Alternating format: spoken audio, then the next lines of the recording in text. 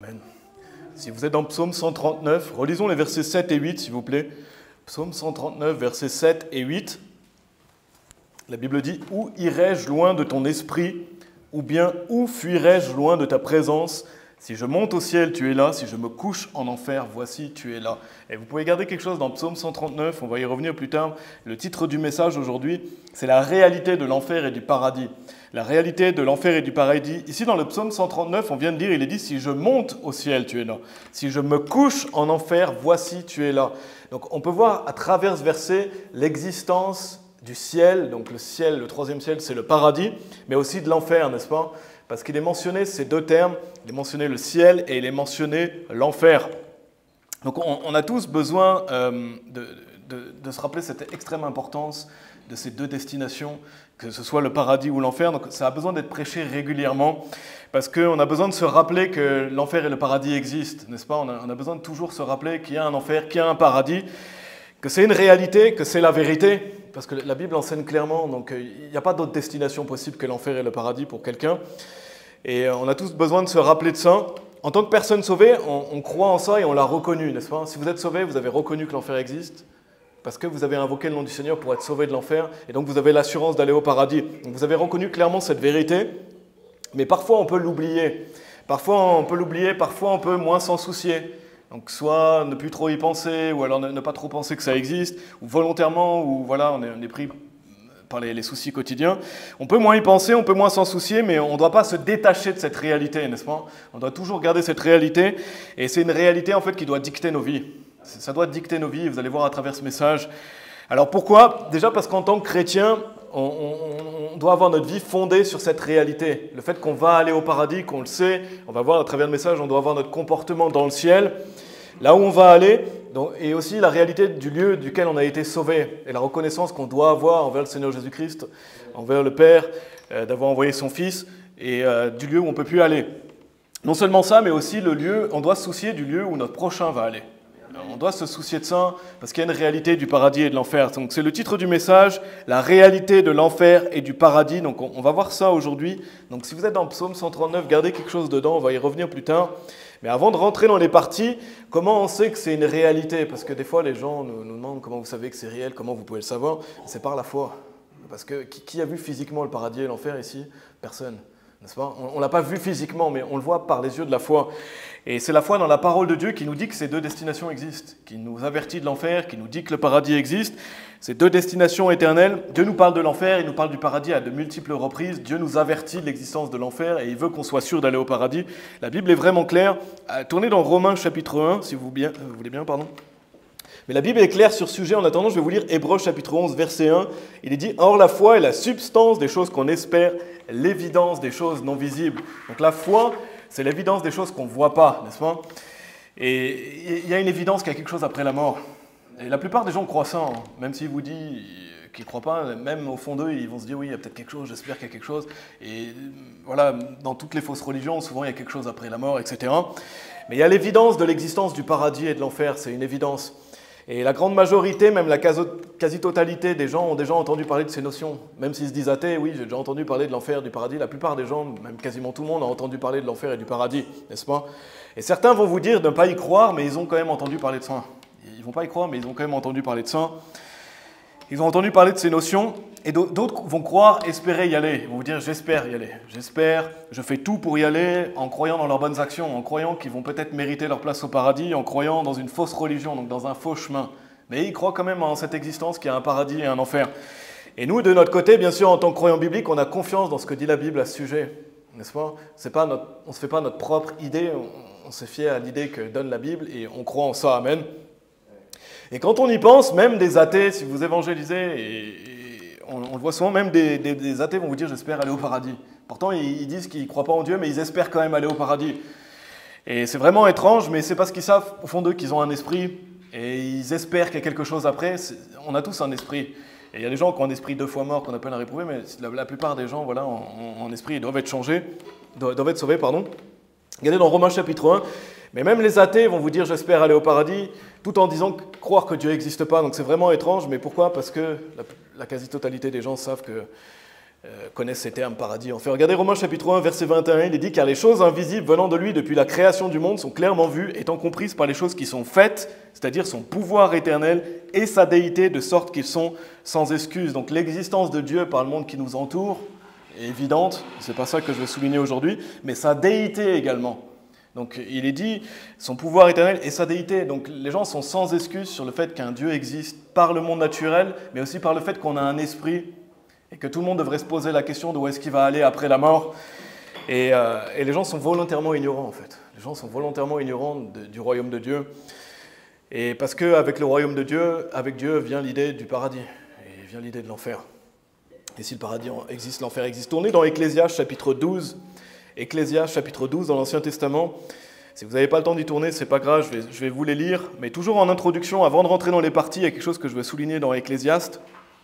Donc là, c'est une introduction, la réalité du paradis et de l'enfer. Après, on va rentrer dans les parties. Et je voulais vraiment faire le point de cette notion que la grande majorité des gens connaissent ces termes. Et les gens sont volontairement ignorants.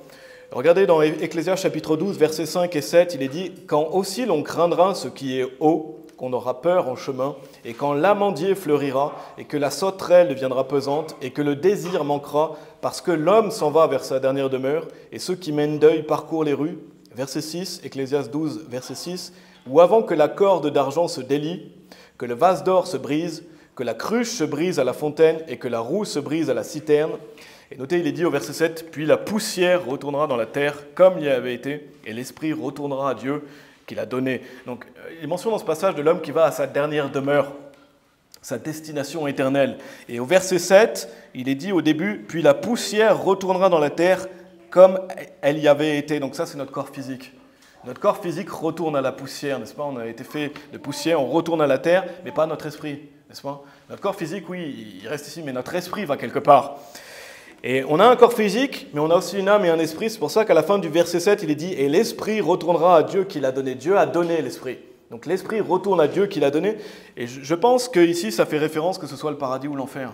Parce que Dieu, on va le voir à travers le message, mais Dieu est présent au paradis et il est présent aussi en enfer. Donc l'esprit retourne à Dieu qui l'a donné. Je pense que c'est de manière générale, dans le sens que voilà, notre esprit va aller quelque part, et c'est soit au paradis, soit en enfer, mais l'homme va vers sa dernière demeure. Ça veut dire qu'on a une demeure éternelle. Et retourner à Dieu, je pense que ça fait référence au paradis ou à l'enfer. Parce qu'on l'a lu dans le psaume 139, versets 7 et 8. « Où irai-je loin de ton esprit? Ou bien où fuirai-je loin de ta présence? Si je monte au ciel, tu es là. Si je me couche en enfer, voici, tu es là. » Donc Dieu est aussi en enfer. Est-ce que quelqu'un peut se cacher de Dieu? Personne ne peut se cacher de Dieu. Est-ce qu'on peut se cacher de sa présence? Non. Parce qu'il le dit, « Où irai-je loin de ton esprit? Ou bien où fuirai-je loin de ta présence? » Que ce soit aller au paradis ou en enfer, la Bible dit, « Tu es là. » Et vous ne pouvez pas fuir devant Dieu. Si quelqu'un se dit, moi je ne veux pas de Dieu, moi Dieu c'est pas pour moi, je ne veux pas de Dieu, peut-être qu'une personne peut essayer de fuir Dieu pendant sa vie ici, mais il arrivera à un moment donné où elle ne pourra plus fuir, après la mort, n'est-ce pas? Parce que Dieu est présent en enfer. Et la personne qui ne veut pas de Dieu aujourd'hui, un jour devra faire face à l'enfer. Et nous, Dieu soit loué, et c'est ce qu'on espère, que les gens soient sauvés, qu'ils aillent au paradis, dans la présence glorieuse de Dieu et dans la paix éternelle. Mais après la mort, c'est plus possible de se cacher de Dieu, même si quelqu'un voudrait ici. Et les gens peuvent essayer de faire la sourde oreille, ils ne peuvent pas se cacher de Dieu. Où fuirai-je loin de ton esprit? Ou bien où fuirai-je loin de ta présence? C'est l'enfer si quelqu'un meurt dans ses péchés, n'est-ce pas? Si quelqu'un meurt dans ses péchés, il va aller en enfer. Il n'y a pas de purgatoire, il n'y a pas de deuxième chance. C'est pour ça qu'il faut faire un choix dans cette vie. Et personne ne peut se cacher de Dieu. Et quand on pense aux athées qui voudraient bien qu'après la mort, il n'y ait plus rien, pourquoi? Juste pour ne même pas avoir affaire avec Dieu. Il y en a certains comme ça, malheureusement, qui vont vous dire, oui, moi Dieu, je ne veux pas, de toute façon, moi je crois qu'on est qu'un tas de poussière, on retourne à la poussière, il n'y a plus rien après. Donc il y a même des athées qui espéraient que ce soit ce qu'on appelle l'annihilation, donc qu'il n'y ait plus rien après, pour ne pas avoir à faire face à Dieu. Mais ce n'est pas possible. Ce n'est pas possible parce qu'ils vont devoir faire face à Dieu en enfer, parce qu'ils meurent dans leur péché. Donc on ne peut pas se cacher de la présence de Dieu. Si quelqu'un rejette Dieu, il va aller en enfer dans le feu brûlant pour l'éternité, n'est-ce pas?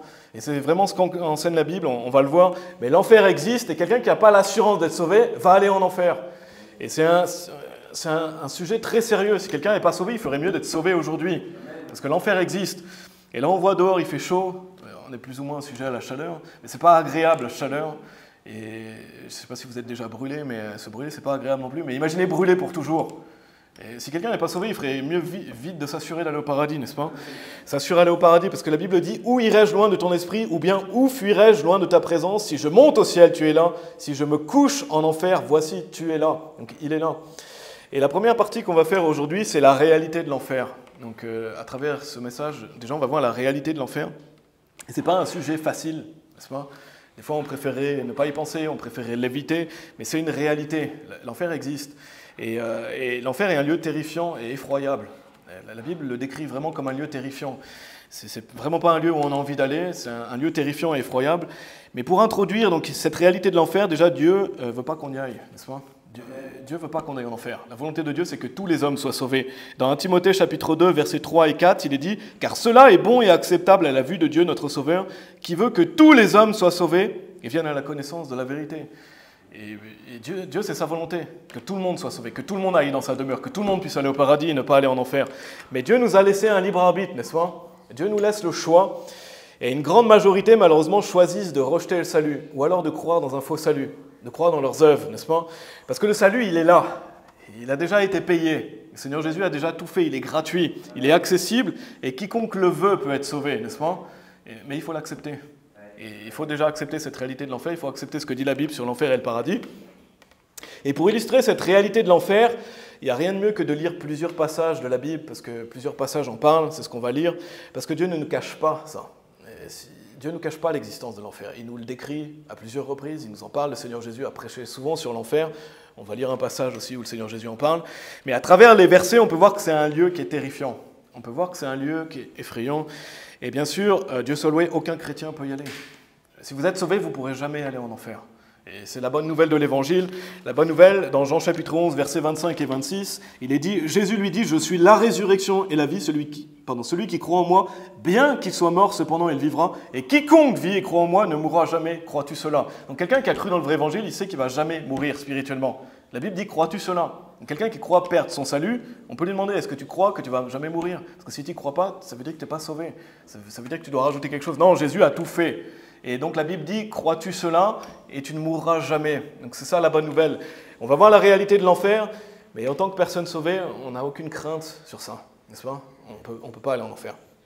Celui qui a mis sa confiance en Jésus, il ne peut plus mourir spirituellement. Il ne peut plus aller en enfer. Et Dieu merci, on n'aura jamais une seule seconde à aller en enfer. On n'aura jamais une seule seconde à y aller parce que Jésus y allait à notre place. Tournez dans Apocalypse chapitre 14, si vous voulez bien. Donc ce lieu, il est réservé à toutes les personnes qui n'ont jamais cru. Amen. Toutes les personnes qui n'ont jamais cru en Jésus-Christ. Et pourquoi? Parce que cette personne a rejeté le salut et elle est morte dans ses péchés, parce que le salaire du péché est la mort. Et si quelqu'un meurt dans ses péchés, il va en enfer. Allez dans Apocalypse chapitre 14. En attendant, je vais vous lire Luc chapitre 12, versets 4 et 5. Il est dit, et je vous dis à vous, mes amis, n'ayez pas peur de ceux qui tuent le corps, et après cela, ils ne peuvent rien faire de plus, mais je vous avertirai d'avance que vous devez craindre, craignez celui qui, après qu'il a tué, a le pouvoir de jeter en enfer. Oui, je vous dis, craignez-le. Donc, on doit craindre Dieu qui a le pouvoir de nous jeter en enfer. Et ça doit nous pousser à vouloir être sauvés. Ça, c'est quelqu'un qui n'a pas l'assurance d'aller au paradis. Craignez Dieu, craignez l'enfer, soyez sauvés. Regardez Apocalypse chapitre 14, versets 10 et 11. Apocalypse 14, versets 10 et 11. Donc en parlant de ceux qui vont prendre la marque de la bête, il est dit « Celui-là boira du vin du courroux de Dieu, lequel est versé sans mélange dans la coupe de son indignation, et il sera tourmenté dans le feu et le soufre, en la présence des saints anges et en la présence de l'agneau.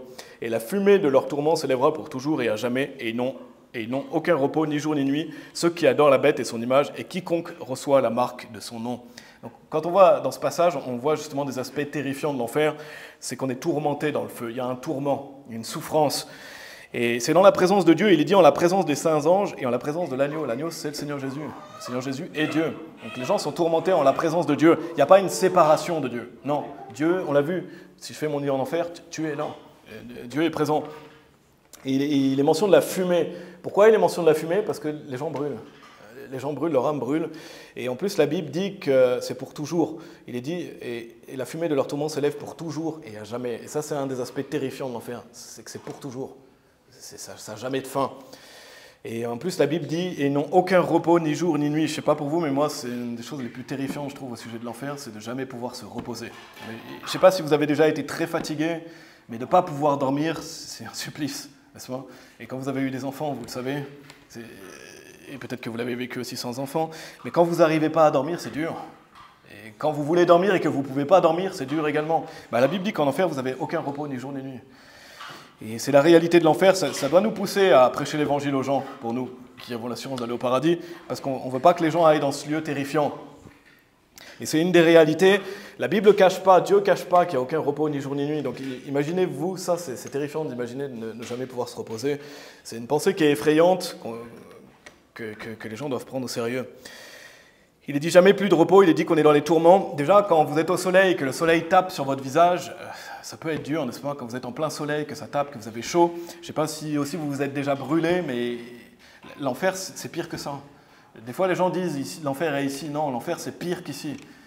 L'enfer, c'est un lieu où vous brûlez pour toujours. Imaginez-vous jeter dans un lieu où vous allez brûler entièrement pour toujours. Votre âme ressent cette souffrance. Brûler au complet dans un feu, c'est pas seulement une brûlure, c'est brûler au complet. Et c'est un supplice, et on peut même pas imaginer l'horreur de ça. Parce qu'il y a une réalité de l'enfer. Tournez dans Marc chapitre 9, si vous voulez bien. Marc chapitre 9. En attendant, je vais vous lire Psaume 18, verset 5. Il est dit « Les douleurs de l'enfer m'encerclaient, les pièges de la mort me devançaient. » Donc il y a encore cette notion de douleur, d'être encerclé, d'être dans le feu. Il n'y a pas de fuite possible. Vous ne pouvez pas fuir. Et la Bible parle aussi d'une fosse sans fond. Et ça aussi, c'est terrifiant, de s'imaginer dans une fosse sans fond, dans un puits sans fond. Et le Seigneur Jésus aussi ne peut pas être plus clair si vous êtes dans Marc chapitre 9. Je pense que vous avez déjà lu à plusieurs reprises ce passage. Mais il y a un sérieux avertissement de l'enfer que le Seigneur Jésus nous dit dans Marc chapitre 9, des versets 43 à 48. Il est dit, donc le Seigneur Jésus nous dit « Et si ta main t'offense, coupe-la, il vaut mieux pour toi entrer dans la vie estropiée que d'avoir deux mains et aller en enfer, dans le feu qui ne sera jamais éteint. » Donc Jésus dit « Il vaut mieux que tu te coupes la main, que tu vives sans une main, mais que tu n'ailles pas en enfer. Il vaut mieux que tu perdes tes jambes, tes mains, et au moins que tu ailles au paradis. » Bien sûr, Jésus ne nous dit pas de faire ça, mais c'est pour illustrer à quel point on a cette volonté de vite être sauvé de l'enfer. Il vaudrait mieux avoir une main coupée que d'aller en enfer. Où leur ver ne meurt pas et où le feu ne s'éteint pas. Et si ton pied t'offense, coupe-le. Il vaut mieux pour toi entrer dans la vie boiteux que d'avoir deux pieds et être jeté en enfer dans le feu qui ne sera jamais éteint, où leur ver ne meurt pas et où le feu ne s'éteint pas. Et si ton œil t'offense, arrache-le. Il vaut mieux pour toi entrer dans le royaume de Dieu n'ayant qu'un œil que d'avoir deux yeux et être jeté dans l'enfer de feu, où leur ver ne meurt pas et où le feu ne s'éteint pas. Donc le Seigneur Jésus ici, il tranche, et c'est un passage qui, si vous n'êtes pas sauvé, vous devriez vous dire, je veux être sauvé aujourd'hui, n'est-ce pas? Et la Bible dit, le ver ne meurt pas et où le feu ne s'éteint pas, et même cette réalité d'être mangé par les vers, c'est terrifiant, n'est-ce pas? Et on peut faire peut-être une application spirituelle par rapport à ça, mais où le feu ne s'éteint pas. Un feu jamais éteint, un ver qui ne meurt pas, il vaut mieux s'arracher un membre, et ça montre cette réalité de l'enfer. Tournez dans Ésaïe chapitre 14, toujours pour illustrer ce propos. On tourne dans plusieurs passages pour étudier cette réalité, parce que la Bible est vraiment claire à ce sujet. Ésaïe chapitre 14, en attendant, je vais vous lire 2 Pierre chapitre 2 au verset 4. Il est dit « Car si Dieu n'a pas épargné les anges qui ont péché, mais les a jetés en enfer, et les a livrés à des chaînes d'obscurité pour être réservés jusqu'au jugement. » Donc là, ça parle des anges déchus qui vont aller en enfer, et il y a cette notion d'être livrés à des chaînes d'obscurité. Donc c'est une image, mais vraiment, l'enfer est une prison éternelle. Il n'y a pas d'échappatoire. C'est quand même être dans une cellule et brûler pour toujours. Donc il y a cette image aussi de l'enfer, de chaînes d'obscurité, et le fait que les anges déchus vont être jetés en enfer. Si vous êtes dans Ésaïe chapitre 14, on va lire un passage qui parle du diable. Ésaïe chapitre 14, des versets 9 à 18, parce que bien sûr, on sait que le diable va aller en enfer, il le sait. Et il est dit à partir du verset 9, Ésaïe 14, « L'enfer d'en bas s'est ému pour toi, pour aller au-devant de toi à ta venue. Il excite pour toi les morts, c'est-à-dire tous les principaux de la terre. Il a fait lever de leur trône tous les rois des nations. Eux tous prendront la parole et te diront, « Es-tu aussi devenu affaibli comme nous? Es-tu devenu semblable à nous? Ta magnificence est abaissée jusqu'à la tombe avec le son de tes viols. La vermine est étendue sous toi et les vers te couvrent. Comment es-tu tombé du ciel, ô Lucifer, fils du matin? Comment as-tu été abattu à terre, toi qui affaiblissais les nations? Car tu as dit en ton cœur, je monterai au ciel, j'élèverai mon trône au-dessus des étoiles de Dieu. Je m'assirai aussi sur le mont de la congrégation, sur les côtes, ce côté du nord. Je monterai au-dessus des hauteurs des nuages, je serai semblable au Très-Haut. Cependant, tu seras abaissé jusqu'en enfer, au fond de la fosse. Ceux qui te voient te regarderont attentivement et te considéreront, disant, « Est-ce là l'homme qui faisait trembler la terre, qui ébranlait les royaumes, qui a réduit le monde en désert et a détruit ses villes, qui ne relâchait pas ses prisonniers ?»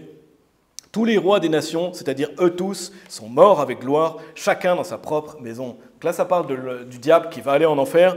Et bien sûr, on sait que le diable voulait la place de Dieu, il voulait s'élever. Mais c'est intéressant parce qu'il est dit, je monterai au ciel. Et quiconque croit dans un salut par les œuvres, c'est ce qu'il croit faire. Il veut monter au ciel par lui-même. Et c'est satanique, c'est du diable de croire dans ses œuvres. C'est ce que le diable veut que vous croyiez, n'est-ce pas? Et le diable, peut-être tout le monde ne veut pas se faire l'égal de Dieu. Et il y a des gens qui pensent se faire l'égal de Dieu. Mais les gens qui croient dans un salut par les œuvres, ils pensent monter au ciel par eux-mêmes. Et non, on doit croire en celui qui est descendu du ciel. Et là, on voit que c'est un mensonge du diable de croire dans ses œuvres. En tout cas, Lucifer, c'est le nom du diable. Il va aller en enfer. Il sait qu'il va y aller. C'est aussi pour ça qu'il veut que le plus de monde y aille avec lui, n'est-ce pas? C'est aussi pour ça qu'il travaille activement à ce que les gens soient aveuglés, qu'il y a autant de mensonges, de fausses religions. C'est pour pervertir l'évangile, c'est pour aveugler les gens et détourner les gens du vrai Dieu. Et donc il est dit, comment as-tu été abattu à terre, toi qui affaiblissais les nations? Parce que le diable affaiblit les nations. Le diable affaiblit l'humanité. Comment? Par la perversion, par les fausses religions, ça affaiblit les nations. Ça affaiblit les nations et il veut faire prospérer le faux salut. Il est dit, cependant tu seras abaissé jusqu'en enfer au fond de la fosse. Donc on voit cette notion de fosse. Ceux qui te voient te regarderont attentivement et te considéreront, disant, est-ce là l'homme qui faisait trembler la terre, qui ébranlait les royaumes? Donc là, on voit des personnes en enfer, beaucoup eux-mêmes qui ont été aveuglés par le diable, n'est-ce pas? Trompés, aveuglés par le diable. Ils vont le voir et ils vont dire, est-ce là l'homme qui faisait trembler la terre, qui ébranlait les royaumes? Donc ils vont se dire, c'est lui qui nous a trompés, c'est lui qui affaiblissait les nations, c'est lui il a été abaissé jusqu'en enfer, il est avec nous. Et l'homme, c'est une image pour dire, voilà, c'est le diable, et c'est le diable qui a travaillé activement à ça. Donc les personnes qui croient régner avec le diable en enfer, c'est faux. Il n'y a pas de règne en enfer avec le diable va en enfer. Et les gens qui vont en enfer souffrent, ils vont souffrir. En enfer, c'est la peine, c'est l'effroi et c'est la terreur. Il n'y a pas de règne, il n'y a pas de paix, il n'y a pas de joie en enfer. Les gens qui vous disent, oui, moi je préfère régner avec le diable en enfer, c'est faux. Les gens vont se dire, c'est lui, il est aussi ici. Donc c'est terrifiant, n'est-ce pas? Et il y a cette réalité de l'enfer. On a lu, où irai-je loin de ton esprit, ou bien où fuirai-je loin de ta présence? Si je monte au ciel, tu es là. Si je me couche en enfer, voici, tu es là. Donc on voit cette notion, si je me couche en enfer, voici, tu es là. C'était la première partie, la réalité de l'enfer. La deuxième partie, c'est la réalité du paradis. Donc il y a ce contraste entre l'enfer, on voit ce lieu terrifiant et de souffrance éternelle, et il y a le paradis qui est à l'opposé. C'est même pas comparable, n'est-ce pas? C'est un lieu de bonheur et de paix éternelle. Et donc le choix devrait être vite fait. Si quelqu'un n'a pas fait le choix, ça devrait être vite fait. Quand vous voyez l'enfer et le paradis, on devrait vite choisir d'aller au paradis, n'est-ce pas? On devrait vite choisir d'être sauvé de l'enfer. Donc si quelqu'un n'a pas fait encore ce choix, qu'il n'a pas l'assurance d'aller au paradis, la Bible dit aujourd'hui est le jour du salut, n'est-ce pas? Et il doit s'assurer aujourd'hui d'être sauvé. Parce que nous, on croit que Dieu veut que tous les hommes soient sauvés, comme je vous ai lu le verset. Dieu, il ne veut pas qu'une seule partie soit sauvée, n'est-ce pas? Dieu n'est pas un Dieu calviniste. Il ne dit pas, lui, il est sauvé, lui, il n'est pas sauvé. Non, Dieu n'a pas choisi, n'est-ce pas? On choisit d'être sauvé. Dieu veut que tous les hommes soient sauvés. Et je parlerai du calvinisme dans un autre message, mais quelle horreur que cette doctrine du calvinisme de dire, Dieu, toi, tu es un élu, tu es sauvé, toi, tu n'es pas un élu, tu n'es pas sauvé. Ce n'est pas le Dieu de la Bible, n'est-ce pas? Soit vous êtes fou en croyant cette doctrine, soit vous avez un esprit pervers, soit vous êtes complètement perdu. Peut-être que vous n'avez pas écouté quelque chose dessus, mais quelqu'un qui choisit volontairement de croire en ça en ayant l'autre partie, il y a un sérieux problème, n'est-ce pas? Et comment on peut même désirer ça? Qui voudrait se dire, oui, moi je crois dans un Dieu, il a décidé que lui va au paradis et lui il va en enfer. Et la question que je voudrais poser à ces gens qui croient dans ça, parce que ces gens-là, ils vont dire qu'eux, ils sont des élus, bien sûr. Ils vont pas dire, moi non, moi je suis pas un élu. Et leur famille, bien sûr. Ils vont dire, bien sûr, mes enfants, c'est des élus. Parce que si vous croyez dans ça et que vous avez des enfants, et vous dire, ouais, non, mon enfant, Dieu a déjà décidé, il va aller en enfer. Et quelle horreur, n'est-ce pas? Et pourquoi enseigner? Vous pourrez vous dire, pourquoi j'enseigne mon enfant la Bible? De toute façon, Dieu a déjà choisi, il ne va pas être sauvé. C'est un non-sens. Donc bien sûr, les gens qui croient ça, leur famille est sauvée, par contre la famille du voisin, non. Moi, ma famille, elle est sauvée. Mais la famille de mon voisin, Dieu a décidé qu'elle ne serait pas sauvée. Qui croit dans un Dieu comme ça, n'est-ce pas? Non, Dieu n'a pas choisi qui sera sauvé, il a choisi comment être sauvé. Et on a un choix à faire. On a un choix à faire. Le calvinisme, c'est des fausses doctrines, n'est-ce pas? Et je ferai un message plus détaillé là-dessus. Mais je voulais le mentionner aussi parce que c'est aujourd'hui le jour du salut, ça veut dire quiconque le veut prendre l'eau de vie gratuitement, n'est-ce pas? C'est pas quiconque Dieu a choisi, non. Dieu, l'élu, c'est le Seigneur Jésus. On est dans l'élu quand on a cru en lui. On est élu en lui quand on a cru en lui. Pas élu avant d'avoir cru en lui, n'est-ce pas? Donc la Bible est claire. Tournez dans Luc chapitre 23, si vous voulez bien. Et c'est vraiment malfaisant, cette doctrine du calvinisme, et malheureusement, ça se répand partout.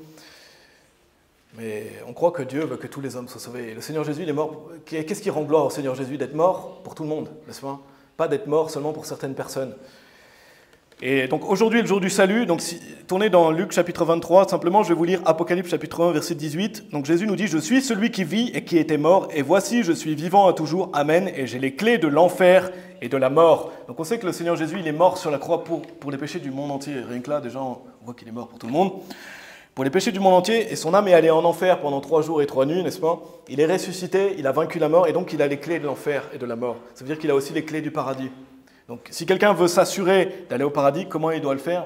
Par Jésus-Christ, n'est-ce pas? Comment il peut en bénéficier? Regardez dans Luc chapitre 23, à partir du verset 39.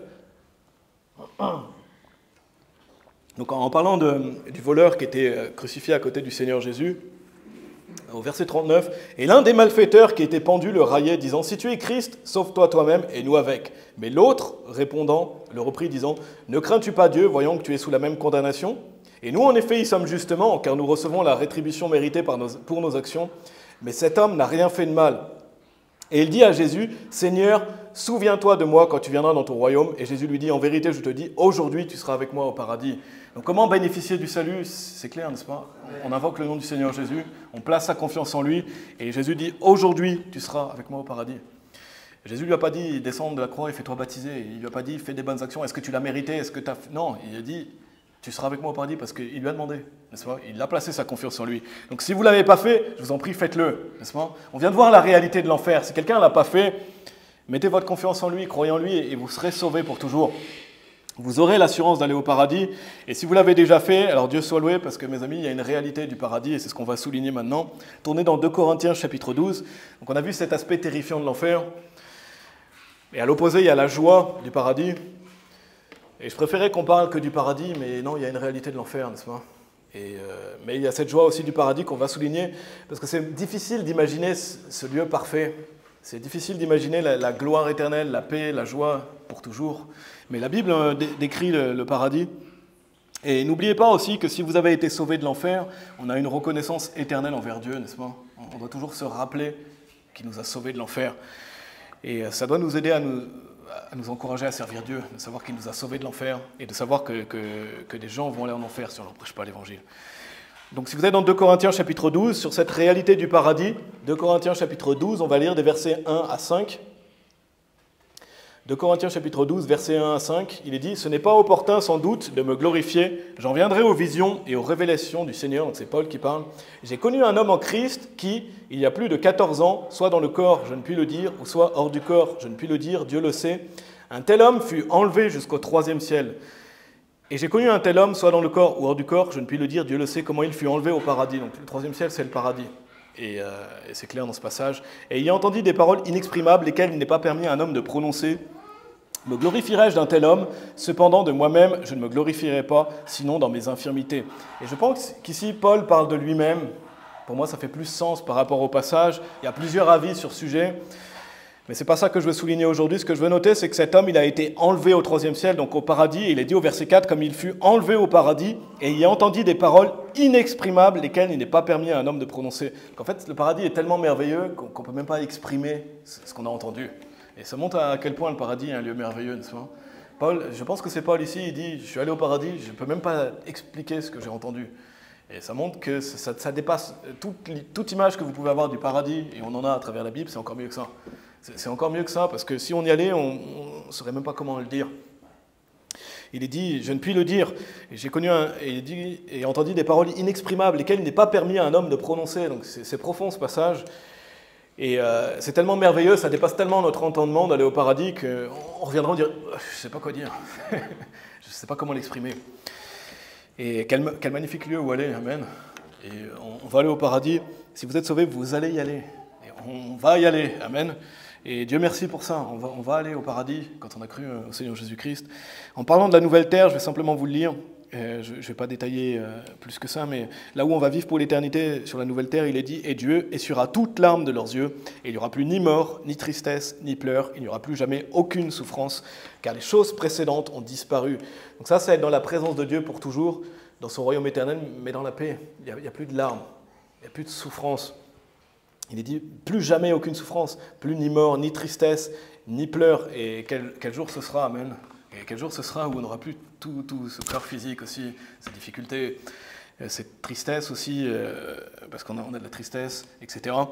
Ben, un jour, ce jour est fini, et si vous êtes sauvés, c'est une certitude. Dieu essuiera toute larme de leurs yeux, donc ça c'est l'opposé de l'enfer. L'enfer c'est un lieu de tourment éternel, là il n'y a plus de souffrance. Donc on voit cette opposition.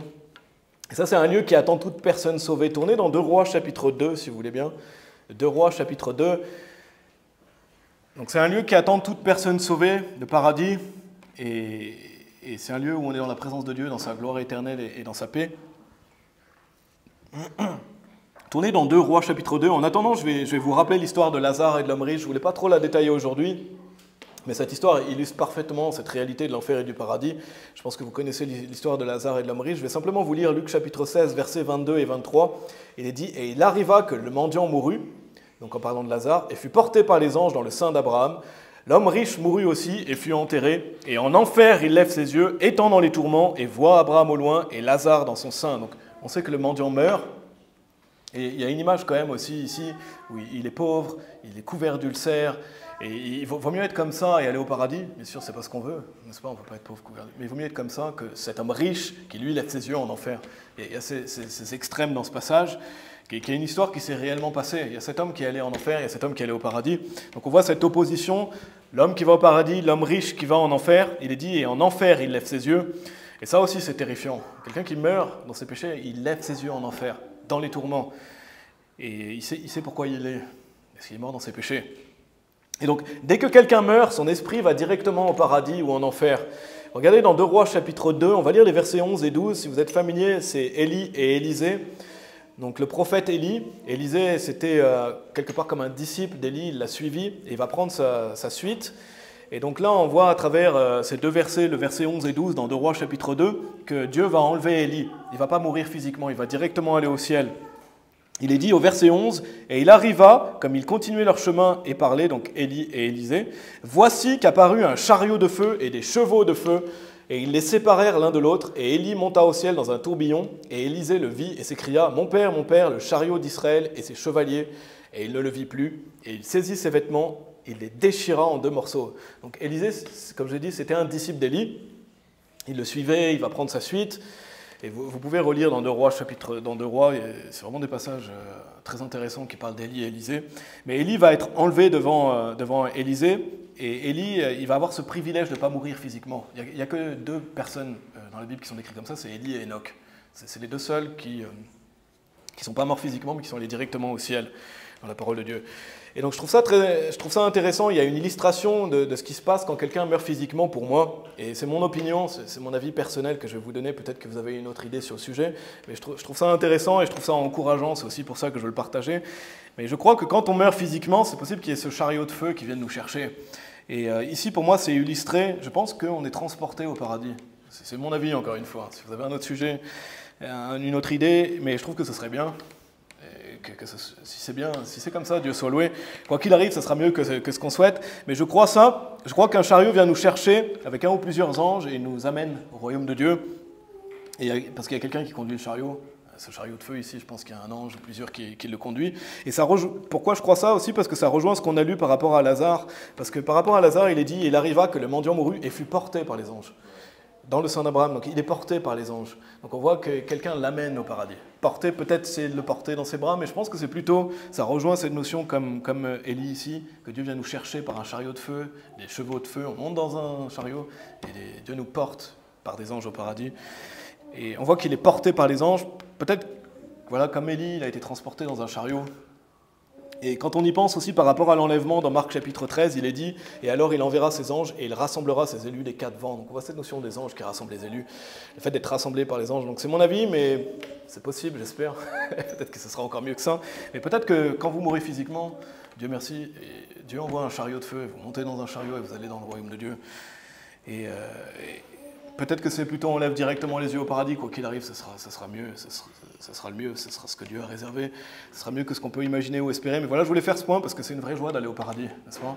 Et Élie, il a eu ce privilège de ne pas mourir physiquement, mais voilà, je pense qu'on aura aussi ça, être transporté par les anges, peut-être par ce chariot de feu. Parce que dans l'invisible, il y a ça pour nous protéger.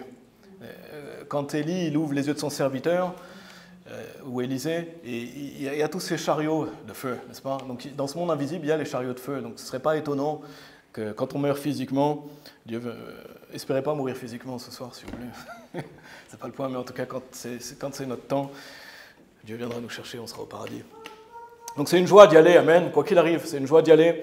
Et pour moi, à travers l'exemple d'Élie, de l'enlèvement et du mendiant qui meurt, ça confirme cette réalité du paradis et cette joie d'aller au paradis. On a vu dans Psaume 139, versets 7 et 8, « Où irai-je loin de ton esprit ?» ou bien « Où fuirai-je loin de ta présence ? Si je monte au ciel, tu es là. Si je me couche en enfer, voici, tu es là. » On a vu la première partie, la réalité de l'enfer. La deuxième partie, c'est la réalité du paradis qu'on vient de voir. Et maintenant, la troisième partie, c'est plutôt une application par rapport à ce qu'on a vu. C'est le fait, vivons avec cette réalité, n'est-ce pas ? Maintenant qu'on a vu ces réalités, on veut vivre avec ces réalités. Parce que ce n'est pas un nouveau sujet qu'on a vu aujourd'hui. Je pense que chacun d'entre nous, on reconnaît l'existence de l'enfer et du paradis. Si vous êtes sauvé, vous en avez la certitude absolue que le paradis et l'enfer existent. Vous avez été sauvé de l'enfer, vous avez la certitude d'aller au paradis. Donc en sachant cette réalité, la réalité de l'enfer et du paradis, il y a une question qu'on doit se poser, c'est vivons-nous avec cette réalité, n'est-ce pas ? On doit vivre avec cette réalité. Et si on est honnête, on sait que pas toujours. N'est-ce pas ? On ne vit pas toujours avec la réalité de l'enfer et du paradis. Parfois on oublie, parfois on y pense moins que d'autres, mais on ne veut pas oublier ça. Et on veut vivre le plus possible avec cette réalité. Amen. On veut vivre le plus possible avec la réalité de l'enfer et du paradis. Tournez dans Colossiens chapitre 3, si vous voulez bien. Car on peut être sûr d'aller au paradis. Quand on est sauvé, on est sûr d'aller au paradis. On peut être sûr d'être sauvé de l'enfer.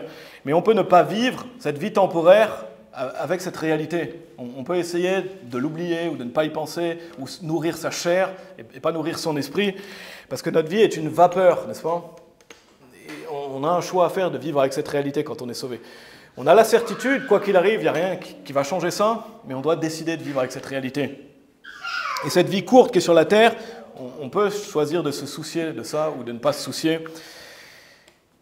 Et on peut la vivre sans se soucier beaucoup que l'enfer existe, et c'est pas ce qu'on veut. Regardez dans Colossiens chapitre 3, justement, on doit être attaché au ciel. Colossiens chapitre 3, on va lire des versets 1 à 4. Donc ça, c'est la troisième partie. Vivons avec cette réalité.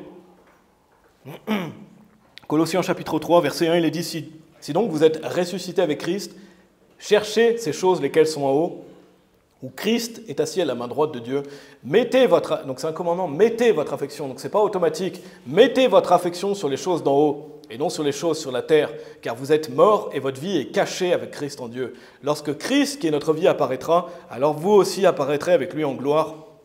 Mortifiez donc vos membres, lesquels sont sur la terre, fornication, impureté, affection démesurée, mauvaise concupiscence et convoitise qui est idolâtrie. Donc on doit mettre son affection sur les choses d'en haut. Donc on doit vivre avec cette réalité du paradis, cette réalité que notre demeure est au ciel. Et donc ça passe par le fait de vouloir servir Dieu, n'est-ce pas ? Vivre avec cette réalité, ça montre que vous voulez vivre avec la réalité que l'enfer et le paradis existent, donc vivre selon Dieu. Et ici, il dit, mettez votre affection sur les choses d'en haut. Donc ça veut dire qu'on doit vouloir être agréable à Dieu et vivre pour Dieu, le servir. Et ça passe aussi, il est dit ici, mortifier, donc ça passe aussi par le fait de se détourner du mal, n'est-ce pas, de mortifier nos membres, de mortifier notre chair. Dans Philippiens chapitre 3, au verset 20, il est dit aussi, car notre comportement est dans le ciel. De là aussi, nous attendons le Sauveur, le Seigneur Jésus-Christ. La Bible dit notre comportement est dans le ciel. Donc, notre comportement doit être avec cette réalité que le paradis existe et que l'enfer existe. Donc ça, c'est se comporter selon notre destination finale et selon cette réalité. Donc ça revient à vivre pour Dieu, n'est-ce pas ? Retournez dans Psaume 139. Donc, c'est la troisième partie. Vivons avec cette réalité. On doit avoir notre comportement au ciel. On doit mortifier nos membres, mortifier la chair. Et donc vivre avec cette réalité. Allez dans Psaume 139, notre chapitre référence, on va regarder un peu le Psaume 139 et on va aller dans d'autres passages. Mais je vais vous lire Psaume 11, verset 4 aussi, il est dit « Le Seigneur est dans son saint temple, le trône du Seigneur est au ciel, ses yeux surveillent, ses paupières éprouvent les enfants des hommes. » Donc Dieu surveille, Dieu se soucie de comment on vit, comment on se comporte. Ses paupières éprouvent les enfants des hommes. Donc relisons Psaume 139, versets 7 et 8. Psaume 139, versets 7 et 8, il est dit « Où irai-je loin de ton esprit » ou bien « Où fuirai-je loin de ta présence ? Si je monte au ciel, tu es là. Si je me couche en enfer, voici, tu es là. Donc on l'a mentionné, la présence de Dieu au paradis et en enfer. Une fois qu'on est sauvé de l'enfer, on a l'assurance d'aller au paradis.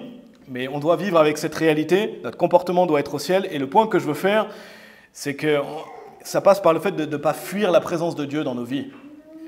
Des gens veulent fuir cette réalité de l'enfer et du paradis et ne veulent pas être sauvés. Mais un chrétien peut aussi fuir la présence de Dieu dans sa vie, même s'il va aller au paradis. Et c'est ce que je veux souligner. Regardez au verset 9. Verset 9, il est dit « Si je prends les ailes du matin et que je demeure dans les parties les plus éloignées de la mer, même là, ta main me conduira et ta main droite me tiendra. » Donc le point qu'il veut faire, c'est que même si je pars très loin, tu es toujours là. Ta présence est partout. Et tournez dans Jonas, si vous voulez bien, parce que ça me fait penser à Jonas, et c'est un point que je veux faire dans ce message. Si vous êtes familier avec l'histoire de Jonas, gardez quelque chose dans Psaume 139. Mais Jonas, on sait qu'il va fuir devant la présence de Dieu. Il ne veut pas faire ce que Dieu lui a demandé de faire, il va prendre un bateau, donc il va fuir sur la mer. Et là, on a vu, si je prends les ailes du matin et que je demeure dans les parties les plus éloignées de la mer, donc ça me fait penser à Jonas qui veut fuir la présence de Dieu. Parce que Dieu a dit à Jonas, Jonas c'était un prophète de Dieu, Dieu il a dit à Jonas, va prêcher contre Ninive, et il l'envoie prêcher, et Jonas ne veut pas. Regardez dans Jonas chapitre 1, versets 1 à 4. « Or la parole du Seigneur vint à Jonas, le fils d'Amittai, disant, « Lève-toi, va à Ninive, cette grande ville, et crie contre elle, car leur immoralité est montée devant moi. » Donc Dieu lui dit, va crier contre leur immoralité. Mais Jonas se leva pour s'enfuir à Tarshish. Donc Jonas ne veut pas y aller. Il ne veut pas y aller, il s'enfuit, il est dit de devant la présence du Seigneur, et descendit à Jaffa. Et il trouva un navire allant à Tarshish. Il paya son passage et y entra pour aller avec eux à Tarshish, de devant la présence, et c'est mentionné 2 fois, de devant la présence du Seigneur. Mais le Seigneur envoya un grand vent sur la mer, pas encore cette notion de mer, et il eut une puissante tempête sur la mer, de sorte que le navire était près de se briser. Donc il ne veut pas faire ce que Dieu veut qu'il fasse, il fuit, la Bible dit, de devant la présence du Seigneur. Et on peut appliquer ça pour nous, pour tous les chrétiens, n'est-ce pas? On peut l'appliquer dans plein de domaines différents. Mais si on fuit devant Dieu, si on veut fuir la vie chrétienne, on fuit devant la présence du Seigneur. Et c'est ce que ici Jonas veut faire. Donc on peut l'appliquer. Si quelqu'un ne va pas à l'église, il fuit devant Dieu, n'est-ce pas? Si quelqu'un dit « moi je n'irai pas à l'église, c'est pas si grave », eh bien, il fuit la présence du Seigneur. Si quelqu'un ne veut pas lire la Bible, il fuit la présence du Seigneur. Donc on peut l'appliquer dans plein de domaines de notre vie chrétienne. Quelqu'un qui ne veut pas lire la Bible, quelqu'un qui ne veut pas aller à l'église. Si quelqu'un ne veut pas vivre la vie chrétienne, il fuit la présence du Seigneur. Et bien sûr, personne n'est parfait. On est tous pécheurs, mais on doit vouloir rechercher la présence de Dieu. C'est un des principaux objectifs de notre vie chrétienne, n'est-ce pas? Rechercher la présence de Dieu, rechercher la proximité de Dieu. On veut se rapprocher de Dieu et non pas fuir sa présence. Parce que mes amis, fuir la présence de Dieu, si quelqu'un veut fuir la présence de Dieu, il va aller sur un chemin vraiment glissant. C'est très dangereux de fuir la présence de Dieu. Et ici, c'est illustré avec Jonas. Dieu va faire venir un vent, une tempête. Jonas qui a envie de finir dans le ventre d'une baleine, etc. Ça illustre bien sûr aussi l'enfer. Mais c'est dangereux. Quelqu'un se dit, oui, moi, peut-être l'église, c'est pas pour moi. Je n'ai pas envie de lire la Bible. C'est dangereux. Vous allez sur le chemin des transgresseurs est difficile. Et un chrétien peut faire ce choix. Il ira au paradis, mais il va mener une vie misérable. Et c'est pas ce qu'on veut en tant que chrétien. On ne veut pas fuir la présence du Seigneur. On veut rechercher la présence du Seigneur. Et non seulement ça, donc on peut avoir l'assurance d'aller au paradis, mais quand on est sauvé, on est enfant de Dieu. Et il ne faut pas oublier que Dieu châtie ses enfants, car celui que le Seigneur aime, il le châtie. Et donc, un enfant de Dieu, il ne peut pas fuir devant Dieu sans qu'il y ait de conséquences. Ce n'est pas possible. Une fois que vous êtes sauvé, et Dieu soit loué pour ça, vous ne pouvez pas fuir devant Dieu sans qu'il y ait de conséquences. Il y aura des conséquences. On le voit ici avec Jonas. Si vous êtes toujours dans Jonas chapitre 1, relisons le verset 4. « Mais le Seigneur envoya un grand vent sur la mer, et il eut une puissante tempête sur la mer, de sorte que le navire était près de se briser. » Donc Dieu ne va pas le laisser partir comme ça. Il ne va pas dire, oh, bah, Jonas, c'est pas grave, tu peux partir en croisière, tu peux faire ce que tu veux. Non, il va envoyer un vent. Et il va envoyer un vent, une tempête.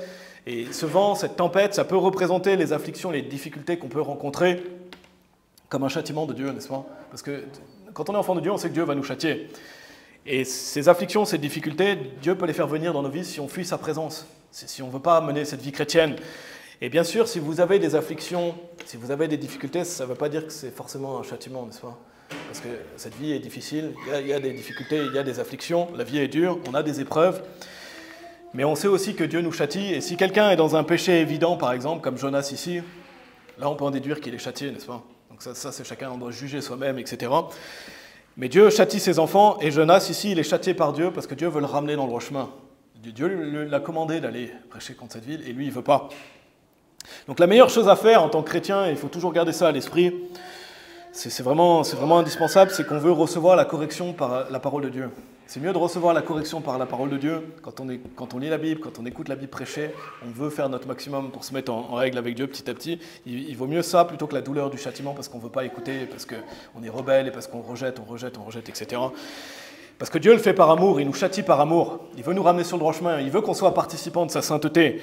Et parfois le châtiment est nécessaire. Ici c'était nécessaire pour Jonas, pour qu'il revienne sur le droit chemin. Mais apprenons dans la douceur et pas dans la douleur, n'est-ce pas ? On veut apprendre dans la douceur, pas dans la douleur, et on doit craindre Dieu, on doit avoir peur de son châtiment, n'est-ce pas ? Combien de fois la Bible nous parle du fait de craindre Dieu, du fait d'avoir une crainte de Dieu saine, parce que notre Dieu est un feu consumant. Donc Dieu est patient, Dieu est miséricordieux, mais en même temps on doit craindre Dieu. Et ici, Jonas essaie de fuir la présence de Dieu, mais ça ne réussit pas. Si vous essayez de fuir la présence de Dieu, ça ne va pas réussir, n'est-ce pas ? Ça ne va pas réussir, donc justement, vivons avec cette réalité de l'enfer et du paradis et cherchons la présence de Dieu. Et Jonas est un bon exemple par rapport à ça. Et Jonas aussi, qui cherche à fuir devant Dieu, au final, il cherche à fuir devant cette réalité de l'enfer et du paradis parce qu'il ne veut pas prêcher la parole de Dieu à Ninive. Qu'est-ce que Jonas fuit ici ? Le fait de prêcher la parole de Dieu. Et qui sait si des personnes ne seraient pas sauvées ? Jonas aurait pu se dire, peut-être des gens vont être sauvés si je vais prêcher là-bas. Peut-être des gens sauvés vont aussi se détourner de leur iniquité. Donc au final, il fuit vraiment devant cette réalité du paradis et de l'enfer. Il ne fait pas la mission que Dieu lui a demandé. Il fuit cette réalité de « Ah, mais si j'avais prêché, peut-être des gens seraient allés au paradis, des gens seraient sauvés. » C'est pour ça que Dieu le remet sur le droit chemin. Parce que Dieu aime les personnes de Ninive, n'est-ce pas ? Il veut que ces gens soient sauvés, il veut que ces gens se mettent en règle avec lui. Déjà sauvés après se mettre en règle avec lui, peut-être qu'il y avait déjà des gens sauvés. Mais qui sait si des personnes n'auraient pas été sauvées en réponse à sa prédication, n'est-ce pas ? Et après, on voit que les gens de Ninive vont répondre. Ils vont se mettre en règle avec Dieu. Et donc on peut appliquer ça à quelqu'un qui fuirait le clair commandement de prêcher l'évangile également, n'est-ce pas ? Fuir la présence du Seigneur et se dire non, moi l'évangélisation, c'est pas pour moi.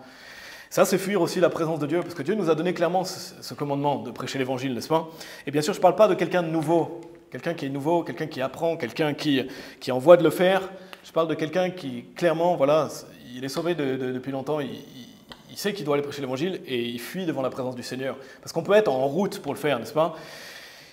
Et Dieu est patient avec nous, mais on veut avoir cette volonté de le faire. Quelqu'un qui fuit volontairement et qui a été averti plusieurs fois, eh bien, il fuit devant cette réalité de l'enfer et du paradis, parce qu'il ne va pas prêcher cette réalité aux personnes perdues. Et quelqu'un qui ne va pas évangéliser, parce que quand vous y pensez, quand quelqu'un ne va pas évangéliser, quel est le résultat ? Vous, ça ne vous change pas votre destination. Alors ça vous change vos récompenses éternelles, parce que si vous pouvez avoir plus de récompenses en évangélisation, mais ça change quoi réellement, le fait que vous n'allez pas évangéliser ? Que des gens vont en enfer.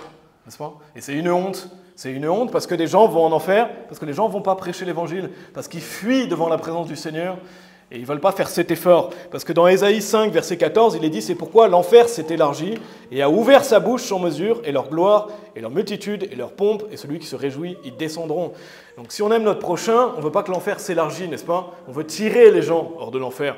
Et l'enfer s'élargit, pourquoi ? Parce que les chrétiens ne vont pas évangéliser, parce que les gens ne vont pas prêcher l'évangile. Donc on veut vivre avec cette réalité. Et vivre avec cette réalité, ça passe par le fait d'aller prêcher l'évangile. D'aller prêcher l'évangile. Et on a vu aujourd'hui, je pense qu'on a vu aujourd'hui que l'enfer et le paradis sont deux lieux réels, n'est-ce pas ? On a vu la réalité de l'enfer, on a vu la réalité du paradis. La Bible est claire à ce sujet. Donc est-ce qu'on veut fuir la présence de Dieu et pas vivre la vie chrétienne ? Je ne crois pas, n'est-ce pas ? On veut mener cette vie chrétienne et on veut se rapprocher de Dieu, rechercher sa présence. Ça passe par le fait de faire cette réalité, une réalité de tous les jours, la présence de l'enfer et du paradis. Là où on va aller et d'où on a été sauvé, et par amour de notre prochain, on veut leur prêcher le fait d'être sauvé de l'enfer. Retournez dans Psaume 139. Dans Psaume 139, donc pour en revenir à Jonas, pour conclure par rapport à Jonas, après j'ai bientôt fini, mais Jonas, il veut fuir par la mer. Mais on a vu dans Psaume 139, versets 9 et 10, « Si je prends les ailes du matin et que je demeure dans les parties les plus éloignées de la mer, même là, ta main me conduira et ta main droite me tiendra. » Donc on ne peut pas fuir devant la présence du Seigneur une fois qu'on est sauvé. Et Dieu est notre Père, il se soucie de nous, n'est-ce pas ? Dieu, quand vous êtes sauvé, il ne va pas dire « Bon, maintenant, tu fais ce que tu veux. » Alors oui, tu peux faire ce que tu veux, mais il y a des conséquences, n'est-ce pas ? Il y a des conséquences.